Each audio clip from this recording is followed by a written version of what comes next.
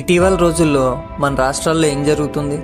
అనంతపూర్, తెలంగాణ, ఒక్కటి కాదు, రెండు కాదు, చాలా సంఘటనలు. న్యూస్ చూసి మనం ఒక మాట అంటాం, ఇది తప్పు, అంతే. తర్వాత మౌనం. ఈ మౌనం అంతకంటే ప్రమాదకరం. మనకు ప్రశ్న అడగాలనిపిస్తుంది, కానీ అడగం. నిజం మాట్లాడాలనిపిస్తుంది, కానీ మాట్లాడం. ఎందుకంటే భయం. మనకి ఇబ్బంది వస్తుందేమో, మన పేరు బయటకు వస్తుందేమో, ఎవరైనా తప్పుగా అర్థం చేసుకుంటారేమో, ఈ భయమే మన గొంతును నొక్కేస్తుంది. ఇలాంటి సమయంలో మనకు ఒక చక్కని ఉదాహరణ కనిపిస్తుంది. అశ్వమిత్ గౌతమ్ వయసు 14 సంవత్సరాలు.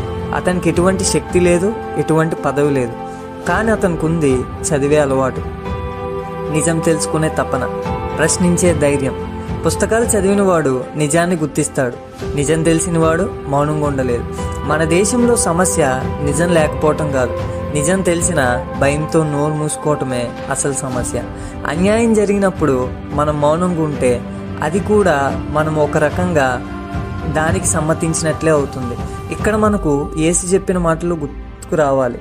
యోహాను సువార్త 8:32 అప్పుడు సత్యం మిమ్ములను స్వతంత్రులుగా చేయను. యేసు కూడా అన్యాయాన్ని చూసి మౌనంగా ఉండలేదు, అబద్ధాన్ని ప్రశ్నించాడు, భయాన్ని ఎదుర్కొన్నాడు, అందుకే సిలువ దాకా వెళ్ళాడు. క్రైస్తవుడిగా ఉండటం అనంటే సురక్షిత మౌనం కాదు, సత్యం వైపు నిలబడటం. ఈరోజు ప్రశ్న ఇదే. మన రాష్ట్రాల్లో ఎంత జరుగుతున్నా మన హృదయం ఇంకా నిద్రపోతుందా? అశ్వమిత్తులాగా చదవాలి, ఆలోచించాలి, ప్రశ్నించాలి. ద్వేషంతో కాదు, హింసతో కాదు, సత్యంతో, వివేకంతో, ప్రార్థనతో. చిన్న ప్రార్థన. ప్రభువా, భయాన్ని దాటే ధైర్యం మాకు ఇవ్వండి, సత్యాన్ని ప్రేమించే హృదయం ఇవ్వండి.